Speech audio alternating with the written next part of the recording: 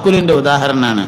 ബലിപെരുന്നാളിൻ്റെ ഓർമ്മയിലോടി എത്തുന്നുണ്ടൊരു വദനം, വലിയ പ്രതീക്ഷകൾക്കൊടുവിൽ കിട്ടിയ യരുമക്കുഞ്ഞിൻ വദനം.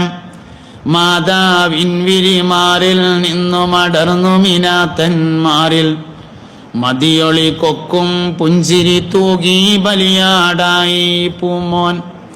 വിശ്വചരിത്രത്താളുകളൊക്കെ പരതു കാണാനാമോ, വിസ്മയമുറ്റിയ ഈ കഥയോർത്താൽ ഹർഷം മാറിപ്പോമോ. ദാഹം പരവശനാക്കിയ നേരം ചുണ്ടുപിളർന്നു കരഞ്ഞു, ദാരുണരംഗം കണ്ടാൽ ഹാജറ വെള്ളം തേടി അലഞ്ഞു. സഫയും മർവയും കുഞ്ഞിൻ നിലവിളി കേട്ടു തകർന്നു കഴിഞ്ഞു. സൈകത ഭൂവിന് ഹൃദയമലിഞ്ഞ അവൾ മാറു തുറന്നു കനിഞ്ഞു.